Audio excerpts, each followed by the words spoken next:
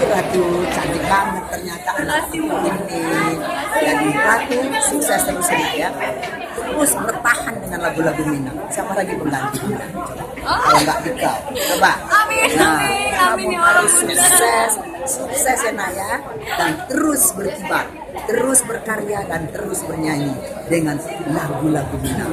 Dan tapi kalau bisa jangan lagu-lagu Minang aja, bahasa Minang juga Ratu harus pintar. Aduh, udah sekete-sekete. Nggak boleh ya. Bahasa Minang itu harus pandai dan menyanyi Minang saja.